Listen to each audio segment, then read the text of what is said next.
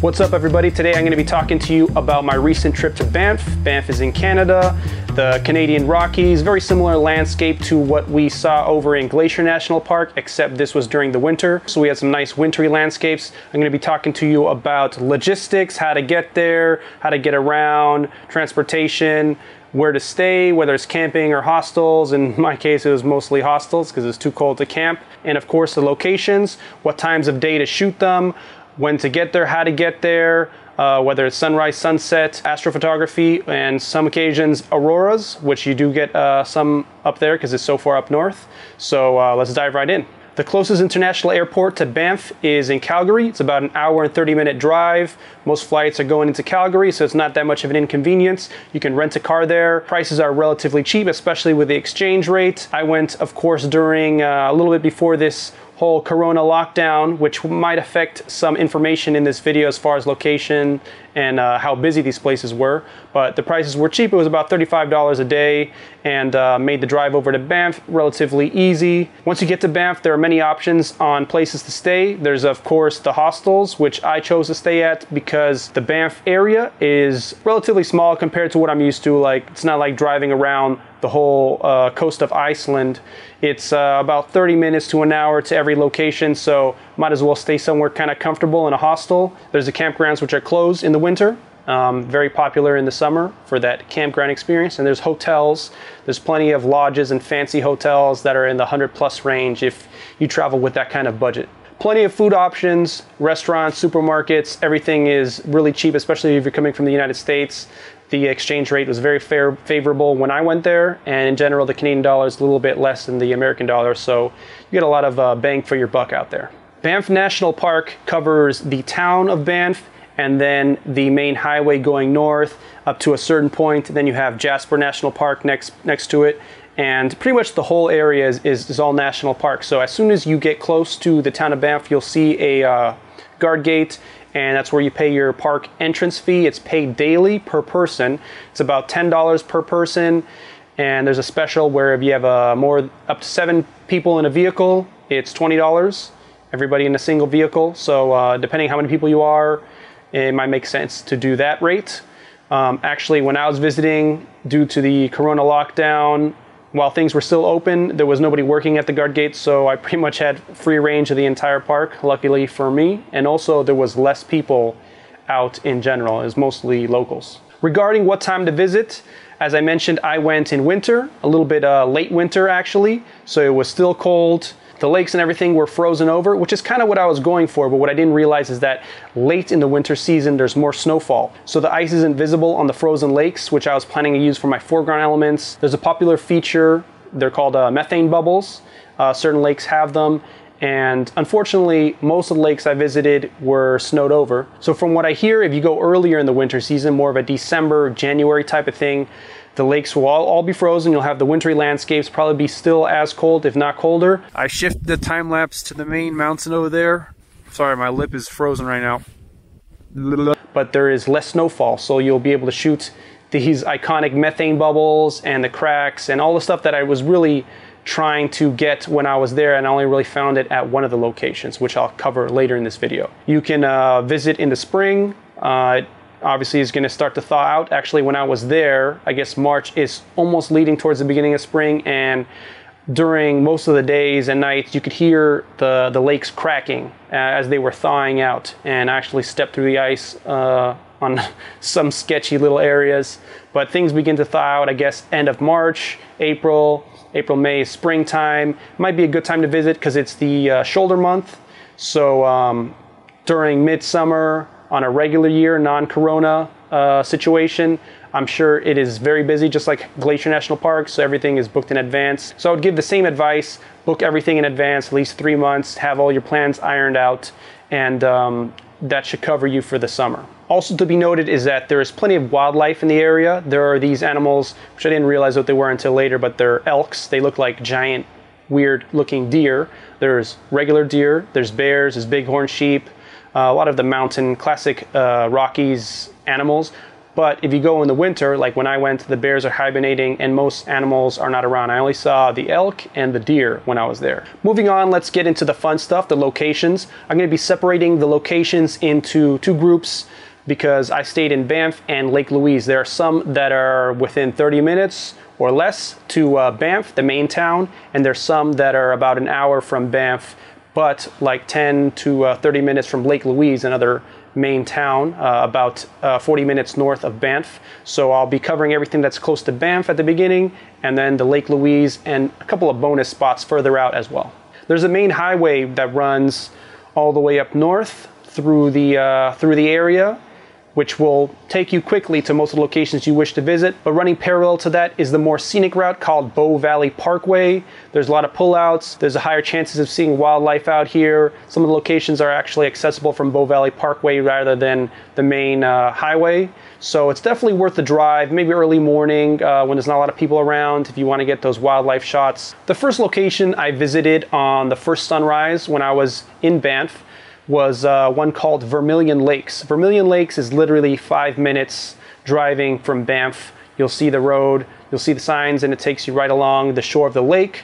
Not really any hiking to do. There's a little pullout where you can park. When I was there, unfortunately, it was snowed over, as I mentioned, because I was expecting to have these cool ice cracks and all this stuff. You have the mountains in the distance. The sunrise is off to the left there. I had everything lined up for the perfect composition when I was up there, but unfortunately I had to work with what I had, and I set a couple time lapses up, and I used the actual texture of the snow as a foreground element. And when the sun peeked over the mountains, it actually turned out to be pretty nice because we had the rays coming over, and with a little dodging and burning, it turned out to be a pretty successful photo, I think. Vermilion Lakes is good for sunrise or sunset, but I would more lean towards the sunrise because of its accessibility. It fills up pretty quickly. About 25 minutes north of Banff, we have Castle Mountain, and specifically Castle Junction. Castle Mountain is an iconic mountain, which if you really look at it, it kind of looks like peaks and towers of a castle, as the name suggests. And to get there, you're gonna start heading towards Castle Mountain, but right before you reach the bridge, you pull off either to the left or the right. There's two little pullouts. You walk down, there's a wildlife gate, and then you walk right down to the water's edge. You can see the mountain very clearly, the river running in front of you, and there's different compositions to get there where you use either different shapes of rocks. If there's snow, you can find something there, or the running water, and you get a nice little low angle. Depending if you're lucky enough to get clouds. I didn't really have anything on the sunrise that I visited, so I got more of a moody edit. There's little reflective pools where the snow has melted. Easy location to get to, and some nice little compositions you can find there. Two very accessible locations from Banff are Lake Minnewanka and Two Jack Lake. Two Jack Lake is actually on the way to Lake Minnewanka. Let's cover Lake Minnewanka first. When I was there, it was better as a Milky Way location rather than anything because as is the nature of shooting photos in the Rockies and any mountainous area. For sunrise and sunset, I just couldn't really get a good angle with the sun peeking over, and without nice clouds in the sky, you don't have any pre-burn or afterburn to add interest to your photos. So I only got some really cool shots for Milky Way, which March is sort of the beginning of the Milky Way season. Additionally, when I was there, as with many of the locations that I visited, it's a lake, but it was snowed over. If you visit in the summer, I saw some amazing shots on Google and Instagram where you can get some awesome reflections with the two mountains. And there's a little island out there too, but it was snowed over, had no ice as a texture, as a foreground. There were some rocks that I used, but I wasn't really happy with the shots because we didn't have anything interesting going on in the sky. But still, for its convenience, it's definitely a must-visit location, especially for Milky Way. Two Jack Lake is very similar looking, except your distant background element there is going to be Mount Rundle. When I was over there, just like Lake Minnewanka, it was snowed over, and so I got a little creative and just made some footsteps in the snow to use as a foreground element. Mount Rundle lights up pretty nicely. It was lighting up pretty nicely on the sunrise and the sunset, though not so much in the clouds, just the way the alpine glow was hitting it. So I got some decent shots there, not really the best, but for its convenience, like I said, it's about 20 minutes away, and definitely stop by and check out Two Jack Lake and Lake Minnewanka. If you're trying to get a nice wide vista or view of Banff, there is a location called the Mount Norquay viewpoint. You literally just take the road that goes back to the main freeway, but you instead go up the mountain and you do a couple of switchbacks, go up there, very quick drive, about 10 minutes, and you get this nice wide view of Banff. I went there on my last few days when it was very snowy, so I got some pretty cool time lapses of the snow actually coming and whiting out the whole town. Use it in my travel video kind of creatively, but you can also get some nice close detail shots of Mount Rundle from there, and if you have snow or the wind or the blowing textures, it worked out pretty well for the time lapses as well. And it's pretty easy to access, so might as well visit that one too. In the town of Banff, which is a resort town, there's a very famous old hotel called the Banff Springs Hotel, and this lends itself to a very nice composition at a location called Surprise Corner. You'll actually see signs for it. It's called Surprise Corner, but you park down at this little pullout and you walk back to the edge where there's a few areas we can find a clearing, kind of see what works for you. There's also a little viewpoint that you can walk up to, but I found the widest cleared view from the trees right there by the road. Makes a good twilight or sunset shot. Sunrise as well, I assume, because you still have that kind of blue hour, the pre-dawn blue hour. But I got some cool shots before it snowed over, and then on the last day when it got all snowed over. Last of the Banff accessible locations is one called Johnston Falls. Johnston Falls is about 30 minutes from Banff. It's a nice little hike. It's actually got two sections, the upper and the lower falls. The upper falls are an hour hike from the parking lot. The lower falls about 10 minutes. It's like right there, and you go through this cool little cave. Angle is not the best because you're up on a platform looking down at the falls, but it's the most convenient if you're too lazy to make the whole hike. If you do make the hike in the winter, I will say that it isn't the best because it's this awesome looking gorge, and you can tell that there's like a rapids and a running river through there, but in the winter it's all frozen and snowed over, so you don't really have any of those elements, especially if you want to do some long expo photography. In addition to that, the falls themselves are frozen, which makes for kind of a cool shot because it's got this interesting texture. Overall, I would suggest going there as more of a spring, summer kind of thing. But if you do decide to hike in the winter, definitely wear some crampons. There's a lot of people just hiking with regular shoes, and the ice gets pretty hard packed and slippery. There's a railing you can grab onto, but just to make your hike easier and quicker, put some crampons on your hiking boots and you'll get that done in probably a little bit less than an hour. 40 minutes north of the town of Banff is a small town used loosely, called Lake Louise. Lake Louise is also a popular skiing location, as is Banff, and Lake Louise, as the name mentions, has a lake as well, which is good for, under ordinary circumstances, is good for sunrise shooting. You can get some nice reflections, you can go canoeing through the lake, and there's also some trails, some hiking trails that take off from the lake.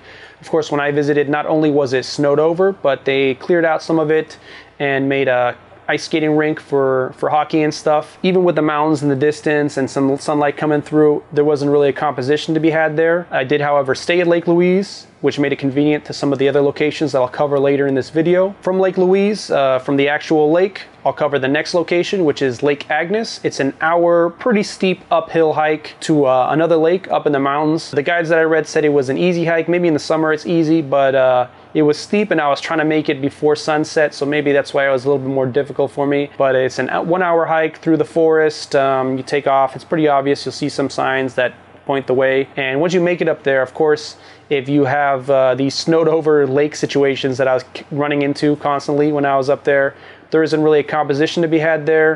It might be more of a sunrise location because of the angle of the sun, but of course that still depends on the time of year. I made it up there after this hike, and really the only thing that I got was a wide time lapse of the valley. Even that was not really anything special. So definitely if you're going at the same time I went, late winter, and you see some of the lakes are snowed over, don't even bother making the effort. Otherwise, I've seen some really cool shots there in the summer or early winter when the lake is semi-frozen and you have some nice ice cracks and interesting stuff to work with in the foreground. About 30 minutes from Lake Louise is a very popular location called Peyto Lake. Peyto Lake is iconic because of its shape and its very turquoise blue color during the summer. When I went there in the winter, it was snowed over and frozen, but you still have that nice wide vista. I had a pretty good sunrise shoot there. Not much going on as far as clouds, but you get a very nice alpine glow, and with a time lapse you have that coming over the mountain in front of you. There is some nice shots to be had facing down into the valley, and I also took my video camera and got some close-up detail shots as the light was hitting the mountains surrounding this valley. And actually I ended up liking those photos more than I did the wide shot itself. It's about 10-minute hike from the parking lot, so relatively easy to get to. From what I hear, it's popular during the summer. There wasn't anybody at all there when I went. If you're gonna go shoot that location, I would suggest sunrise. And I believe you can also get some nice auroras there. I'm not sure where the Milky Way is during most of the year. When I was there, it was actually behind me, so it didn't work out for that. But might work as a Milky Way astrophotography location, and auroras if you're lucky enough to get that too. Morant's Curve is an iconic location just 5 minutes from Lake Louise. It's a parking lot and a viewpoint over these train tracks. The train passes there not really according to any schedule, but I visited 3 times and it seems like it's every hour. The problem is you don't really know which direction the train's going to be traveling in. There's supposed to be an engine on each side of the train. If the train's not coming from that open viewpoint and it's coming from the opposite side, if it does have a engine on the back, you can just take a fast shutter speed shot and no one would even know that the train was actually coming from this direction rather than this direction. On none of the 3 times that I visited and waited there for up to an hour sometimes, I had the train coming down in the direction that I wanted, but one time as I was over at Castle Mountain, the train passed by coming down from the north, so it's really just luck of the draw. I did hear, not really confirmed, but in the morning for sunrise, the train is more likely to be coming down. But they're freight trains, and like I said, they don't run to any strict schedule, so it's pretty much just get there and wait it out for at least an hour, and you'll get a cool shot. About an hour north of Lake Louise, heading more towards Jasper, where we have a couple of locations, is Saskatchewan Crossing. Saskatchewan Crossing is pretty much just a bridge. If you look in either direction, you'll have a very nice view of kind of the valley. You have just the classic Rockies shot, and there's a river that passes under this bridge. It was frozen when I was there, but I still had some little reflection from the sunrise when I visited. But you can get very cool distant valley shots in either way. I believe if you shoot sunset, you would shoot south, or at least more southwards. And if you go for sunrise, you'll shoot the opposite direction. So I went for sunrise, and the sun peaked a little bit, but it happened to be on the last few days that I was there where it was very snowy. So we had a little bit of color, and then that was pretty much it, nothing else. Still got a little image, a little moody edit out of that. Pretty cool location, about an hour, like I said, and you just pull off the side of the road. You can shoot that. I saw some people there when I was on my way to Abraham Lake to shoot astrophotography, and I believe they were shooting astrophotography as well. So I can confirm that it's a nice astrophotography location, but if they were there shooting at that time of night, then most likely they were shooting astro there, so something to consider. My favorite and most successful location out of the whole trip was Abraham Lake. Abraham Lake is an hour and 35 minutes from Lake Louise, so it's a bit of a drive, definitely worth it. It's the location of these signature, very classic methane bubbles. Though when I was there in the late winter, and I only found out after doing some research after coming back, the later you go in the winter, the cloudier the ice gets, and the fewer methane bubbles that you'll find there. So when I was actually there, I didn't really use any of the methane bubbles that I found. There are very interesting foreground elements there as far as the cracks and the rifts in the ice, and it's a shallow lake, but just the way the lake bed is shaped, or I don't know how the geological formation is. There's a lot of cracks and interesting things. There's like this weird rupture that I used for many of my shots, for the sunrise and for the Milky Way shots, and there's really a lot to work with there. From what I hear, normally it's very windy, so it can get cold. When I was there, I was lucky that there was no wind at all. I was there pretty much from astrophotography, 3 a.m. all the way to sunrise, no rest, just because I was having so much fun shooting there. And the Milky Way was moving across the sky, so I got it in a couple different locations. In addition to that, it's also a very great viewing location for the auroras, which are pretty common up in Canada if you're lucky enough to have the atmospheric conditions for it. But I got some nice, got a nice aurora time lapse when I was up there as well. It's a rather large lake, so there's several little pullouts you can visit and get different angles. So I would definitely get there early, scout it out. I ended up hanging out at the south point, which is the first area that you hit as you make the drive up there, and use the distant mountain as my background element.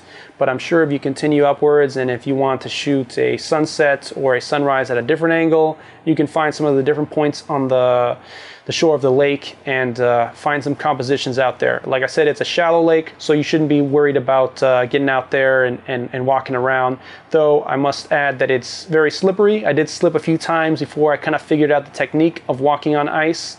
And if you want to make things easier for yourself, just get some crampons. I didn't want to do that because I didn't want to mess up any potential foreground elements.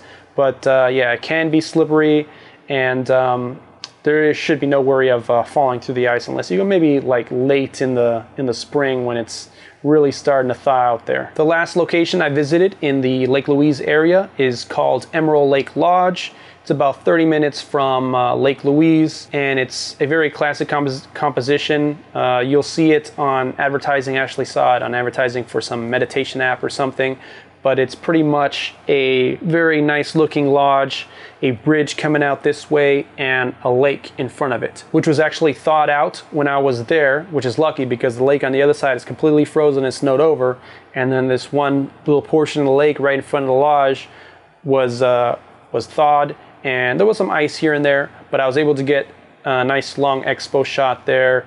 Unfortunately, because of the Corona lockdown situation, the lodge, which I believe is a restaurant, was actually not open, so the lights weren't on inside. I ended up just fixing it in post in Photoshop, just turning the lights on inside, because it makes a great sunset twilight shot where you have the blue sky, the blue landscapes, and then this nice little golden light coming from the lodge and reflecting in the water below. So you just have to work with what you have there. I also got some nice shots of a Canadian goose. Due to the fact that it's surrounded by mountains, it doesn't really make a good sunset, sunrise if you're trying to get that golden light. So I would stick to it as a twilight or late sunset location. A bonus location that I visited, which is not actually in Banff or Jasper, is a location called Sunwapta Falls. It's about 2 hours drive from Lake Louise, so it's really far up there. But I just saw these amazing photos on Instagram and Google image search, and it's this island surrounded by two rivers that come down to this waterfall over this cliff. And I saw these shots, and I was like, you know what, I gotta make an exception and go up there and shoot it. Unfortunately, when I visited, it was not only frozen, but it was snowing. So we didn't really have anything going on as far as colors. I pretty much just ended up with some close-up detail shots of the textures in the ice. Therefore, if you do decide to make the exception and drive up there as well, pretty much only do that during the summer. There's the classic composition that I mentioned, which it took me a little while to figure out where they shot it from, because there's a bridge and a little path that leads down to the river's edge, and it's actually not shot from the bridge, which I first thought, because it's not exactly centered to the island. You have to walk down this little path, and it's kind of sketchy. You're right over these the edge of this cliff, over the canyon below, but that's exactly the center of the island, and you'll have the two rivers going around the side. Be on the lookout for that shot if you decide to go up there and get the awesome shots that I wasn't able to get. These are a few locations that I was either not able to visit or just didn't really work out due to the conditions, one of which is Bow Lake. Bow Lake is about 25 minutes from Lake Louise. It's actually on the way to Abraham Lake and Saskatchewan crossing. This cool looking mountain and a lake, as most of the locations are, but really without the thawed out lake, or at least not snowed over, there's really no compositions to be had there. And the sun, depending on the time of year, might hit it at a good angle. And so I hear it's good for sunrise and astrophotography and all this, but there was really no foreground elements to be had, so I didn't really bother shooting anything over there. Through my research, I found an extremely popular location called Moraine Lake. Unfortunately, it's really only accessible between May and October. They have the trail just completely blocked off for snow, and they don't plow it open until May, probably because it's a little bit of a sketchy hike or something. But just some advice on what I researched to get there is get there early, shoot sunrise, because it gets very crowded and it's very popular. But yeah, if you're there in the summer, definitely stop by Moraine Lake. Ironically, I saved the most popular location in Banff for last, but also it's because I didn't visit it. It's called Sulphur Mountain. There's these iconic gondolas that go up and down. I believe it's about $50 for a two-way pass, 25 each direction, I guess. Like I mentioned, when I visited during the whole Corona situation, they wasn't even open. And not really sure I would have bothered to go up there anyways, because the shots that I saw just searching around are just super wide vista shots. Nothing that I really liked. If you're in the area and it's open and you're willing to spend the money to check it out, go ahead, but I personally didn't make the effort to visit it. That's a wrap for this travel photography guide to Banff. Really had an amazing time out there despite the whole Corona lockdown situation. The Canadian Rockies and just the Rockies in general, they're just very photogenic locations. Glacier National Park, Banff, All these locations are definitely worth repeat visits at different times of the year because you'll have those summer lake reflection shots, you'll have the wintry landscape shots such as when I visited, but definitely if you are a landscape photographer, worth making a trip out there. If you have any questions or comments, leave them in the comment section below. Be sure to check out my other travel photography guides to locations such as Norway, Iceland, Costa Rica, plenty of exotic places, a lot of vlogs from behind the scenes of these trips. Don't forget to like and subscribe for more, and I'll see you guys on the next one.